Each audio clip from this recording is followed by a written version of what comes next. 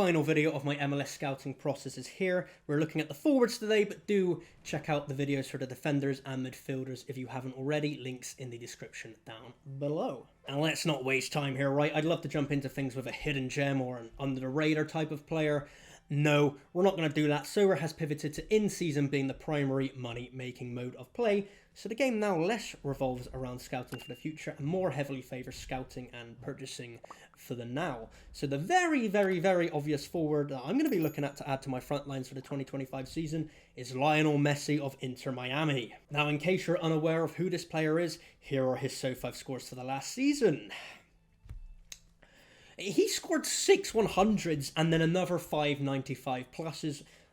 That's just fucking insane. Like even at his age, he just is showing no signs of slowing down. He will be the most expensive MLS card for obvious reasons. The scores speak for themselves. But he will win you rewards. It's that simple. I think it will be worth buying him. Any markup is worth paying because he is the best of the best. It's just a case of can he stay fit and play consistently throughout the 2025 season. That's the dream.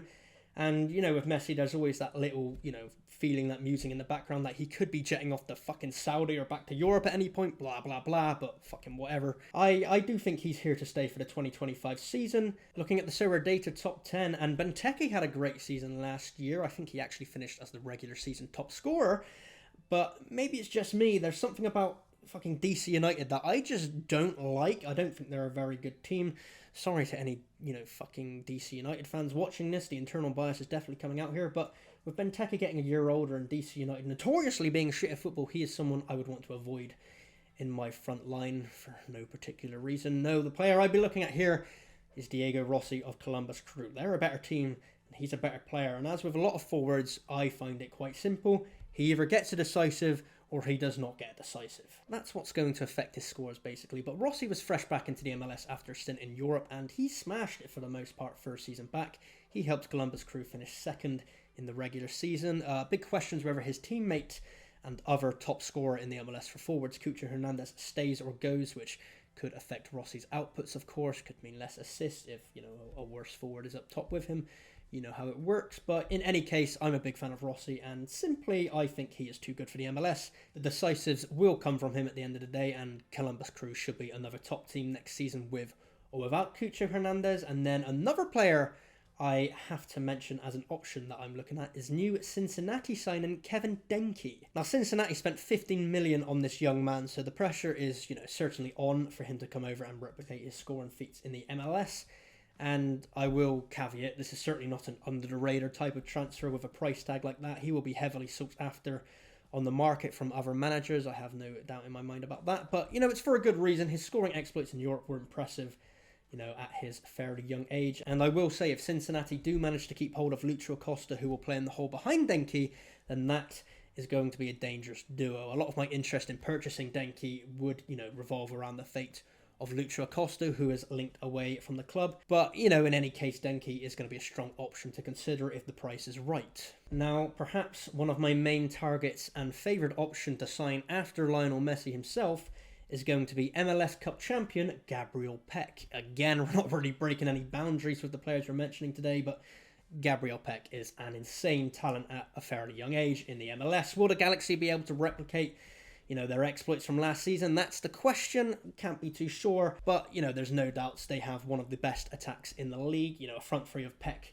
Joveljic, and Paintsil. Any of those front three are going to be viable options in most MLS-centered lineups. And even on the bench, they've got Fagundes and Roos to come on, right? So that's seriously impressive. Probably only topped by Inter Miami. Why I mention Pec specifically, though, is that his scores are one of the only forwards in the league who realistically comes close to matching Lionel Messi on a regular basis. He got 4 100s last season with a further 4 90 pluses. But the hidden factor here that I really like about Pec that could go amiss is that he props up his decisives with a very respectable AA score from a forward. So let's scroll down and look towards the back end of last season, for example. In there, I count 5 20 plus AA scores and a lot of 10 or higher on top of that, right? For a lot of forwards, you don't often see that. Take his teammate Paintsil here in comparison, right?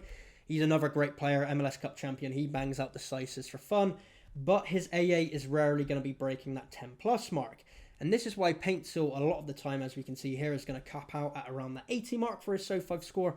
Obviously a very good score and scores you want. But, you know, compare it to Gabriel Pec, who can really push that 80 even higher. He pushes that ceiling to the max 100, which you can't often find with a lot of players, and that's why he's one of my key targets. If we look at his AA here, a lot of those AA points come from increased attempted assists, so he's almost the playmaker of that front three on top of banging out goals, so he's just the key man for LA Galaxy right now, and I would love to add him to my account. He's going to be expensive though, so keep in mind, he's good at soccer. People are going to want him. I want him. On to the next segment. Okay, so for anyone who has watched the last 2 episodes of this MLS Road to Glory series, you'll know I'm fairly big on Nashville for the 2025 season. I don't necessarily think they'll romp the league or walk it or anything like that, but I expect them to bounce back a lot more strongly after a poor 2024, and I think Sam Surridge will be a key part of that up top for them. You know, he had a fairly mediocre season last time out, scoring 12 league goals, but naturally, I'm thinking if Nashville kick on, then Surridge will kick on as well. I can see him pushing the 20 goal mark this season personally. I just think he's going to be a generic, satisfactory option for a lot of lower division SO5 teams. In terms of a very, very, very cheap option, I'm talking like a backup option for your lowest ranked team here, right? I'm looking at Ariel Lassiter on my radar as a potential player. He's joined Portland Timbers on a free transfer, who are a better team than Chicago, who he's left. Whether he necessarily starts immediately is what you have to worry about when a player makes a transfer. But Portland are a bit thin on wingers, and Lassiter is the experienced option. So I do think he's capable of, you know, cementing himself as a winger there and popping up with occasional decisives in what is a better team. But I wouldn't put too much stock into him. I'm just thinking if you're looking for like very last resort cheap options, he could be your guy.